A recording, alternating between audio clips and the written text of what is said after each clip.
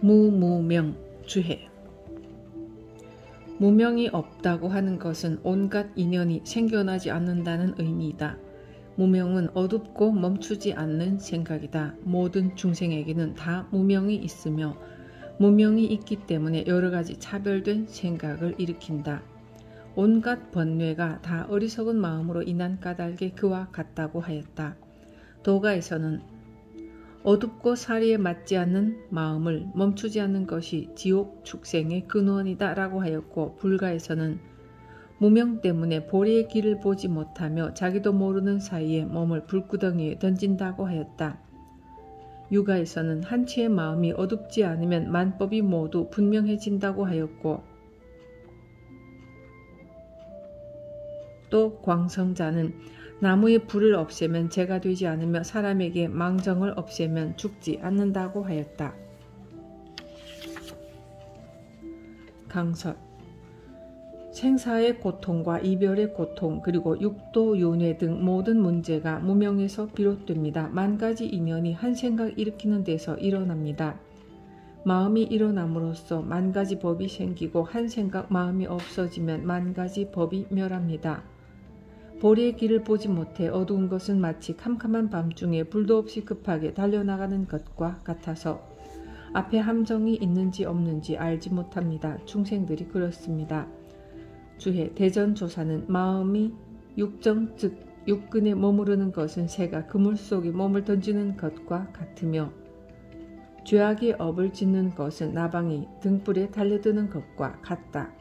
껍질에서 나왔다가 다시 껍질로 들어가 윤회하면서 잠시도 멈추지 않고 자기도 모르는 사이에 오랜 세월 동안 유랑하니 이것은 모두 무명 때문에 일어난 것이다. 무명이 있음으로 인해 행이 있고, 행으로 인해 식이 있고, 식으로 인해 명색이 있고, 명색으로 인해 유깁이 있고, 유깁으로 인해 촉이 있고, 촉감으로 인해 받음이 있고, 받음으로 인해 애착이 있고, 애착으로 인해 취함이 있고, 취함으로 인해 존재가 있고, 존재로 인해 태어남이 있고, 태어남으로 인해 늙음, 죽음, 근심, 슬픔, 고뇌가 있으니 이 모든 것이 무명 때문에 시작되는 것이다.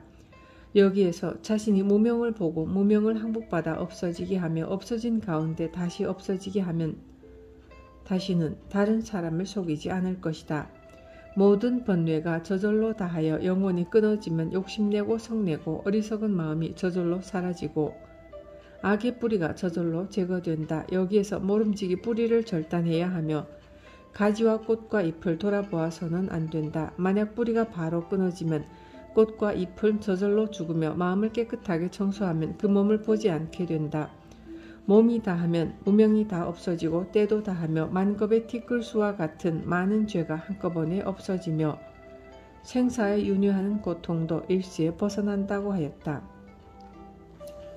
강설. 사람들은 아침에 기뻐했다가도 잠시 후 성을 내며 자기의 소유욕이 만족되면 좋아하고 그렇지 않으면 미워합니다. 그러한 마음을 가지고 사는 세상이 중생 세계입니다.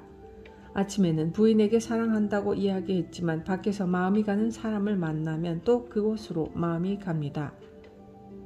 그러다 집에 오면 부인이 사랑스럽지 않은데 어떡하겠습니까? 부인 역시 자기에게 잘하는 사람이 있으면 그 사람이 좋아질 것입니다. 그래서 마음속으로는 사랑하지 않으면서 억지로 여보 사랑해라고 거짓말을 합니다. 이렇다 보니 속에서는 스트레스가 쌓이고 불만이 생겨 그것이 오래되면 속병이 생기고 오장이 상합니다. 어느 보살님이 있는데 이분은 말을 하다가 잘 웁니다. 가슴에 한이 많이 맺혀서 그렇다고 합니다. 21살에 남편이 병이 나서 과부가 되었는데 그 후 함께 살자는 사람도 많았지만 옛날이라서 그렇게 수절하고 살면서 남몰래 눈물을 흘리며 참고 또 참아 그것이 한이 되었다는 것입니다. 그것이 병이 되어 몸이 많이 아프고 스님이 법문을 해주거나 이야기를 해주면 그만 눈물이 난다는 것입니다. 다행히 말년에는 마음을 쉬고 자꾸 공부를 하여 가슴에 쌓여있던 것을 녹여 괜찮아졌습니다.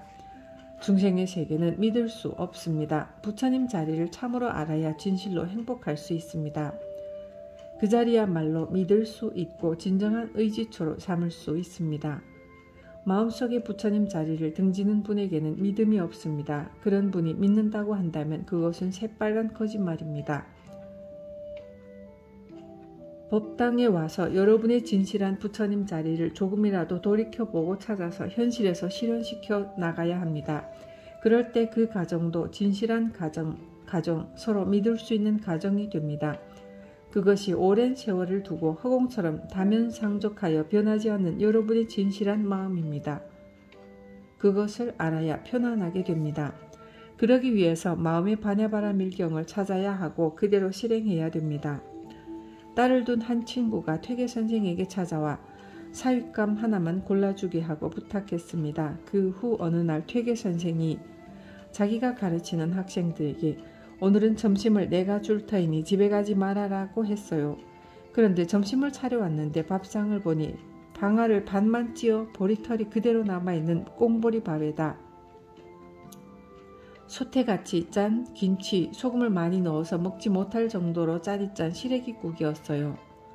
학생들이 밥을 한 숟갈 떠먹다 뱉고 국을 먹어보고는 기절초풍하여 개워내고 또 김치 한 조각 먹어보고 얼굴을 찡그리면서 수저를 놓고 모두 가만히 앉아 있었습니다. 그런데 그 가운데 학생 하나가 아무 말 없이 김치도 먹고 국도 먹으면서 얼굴 표정 하나 변하지 않았습니다. 그것을 보고 퇴계는 저 정도면 친구의 사윗감으로 알맞겠다고 생각했습니다. 그래서 친구에게 사윗감 잘 골라놨네 하고 전했습니다. 퇴계 선생의 친구는 높은 벼슬을 하고 있는 분으로 딸이 바보여서 사윗감을 욕심내서 골랐던 것입니다. 나중에 그 사위가 높은 벼슬에 올랐는데 부인이 밥을 하면 반은 타고 반은 설어서 보리밥인지 돌덩이인지 모르게 해놓고 김치를 담그면 이것이 김치인지 곤죽인지 모르게 해놓았어요. 이렇게 먹을 수 없게 해놓아도 그 양반은 아무런 말 없이 잘 먹었답니다. 어느 날 부인이 버선을 만들어 주었는데 큰 자루같이 만들었어요. 버선을 신었는데 헐렁거리자 버선 위로 끈을 동여매고 조회에 나갔는데 사람들이 기절초풍하고 웃습니다. 그것이 무엇인가? 보다시피 버선일세. 이 사람아, 그것이 자루이지 버선인가? 생전 처음 보겠네. 그런 소리 하지 말게. 이건 우리 집사람이 정성스럽게 지어준 것일세. 우리 집사람을 모독하지 말게. 그러던 어느 날 할아버지 제삿날이 되어 제사 음식을 진설하고 있는데 부인이 쫓아와서는 여보 나 저 대추 하나 줘 하는 겁니다. 그러자 얼른 대추 하나 집어주었습니다. 집안의 어른들이 놀라 눈을 위로 떴다 아래로 떴다 얼굴이 푸르렀다 붉었다 하다가 종친의 공사를 붙였습니다. 조상 제사를 지내려고 차려놓은 다과상의 신성한 음식을 어떻게 먼저 손을 댈 수 있는가? 사서삼경의 얘기도 보지 못했는가? 등과하여 벼슬까지 하는 사람이 어떻게 제사 지내기 전에 먼저 음식에 손을 대었는가? 추상 같은 호령을 합니다. 그러자 그가 말했습니다. 다 옳으신 말씀입니다. 그러나 제가 만약 그것을 주지 않으면 철부지 집사람이 막 집어서 다 가져갈 텐데 그리 되면 어떻게 제사를 지낼 수 있겠습니까? 얼른 한 개 주어 달래서 보내는 것이 상책이기 때문에 그렇게 했습니다.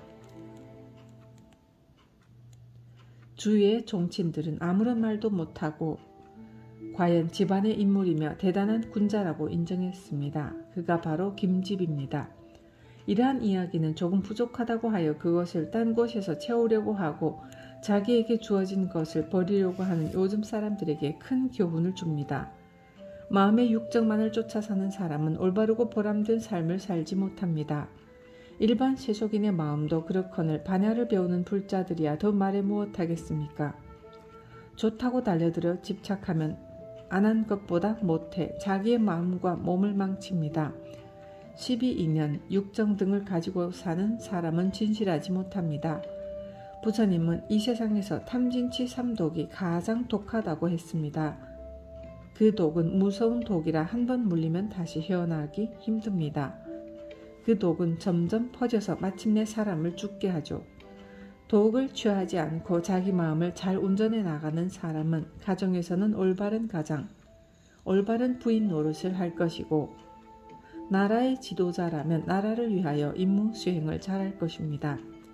그러나 삼독심을 지닌 채 살아간다면 희로애락에 휘말리게 되어 올바른 가정과 사회를 건설하기 힘듭니다.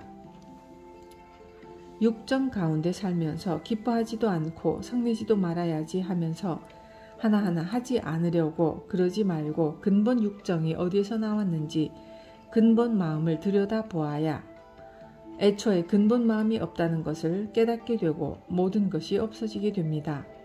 호송, 자 말해보아라. 이러한 것은 무엇인가? 쇠똥구리가 똥무더기를 떠나고 껍데기에서 벗어나 금매미로 변했다. 알았는가? 마음속이 매하지 않아 성품이 둥글고 밝으며 온 세계가 공하고 공하며 한결같이 평탄하도다. 풀한 퍽이 나지 않다가 그 흙마저 다하니 커다란 둥근 해가 바닷속에서 나오도다. 강설, 생사윤회를 벗어난 자리가 무엇인지 말하라고 하자 이 소리도 저 소리도 아닌 목쉰 소리를 냈습니다. 생각해볼 일이죠.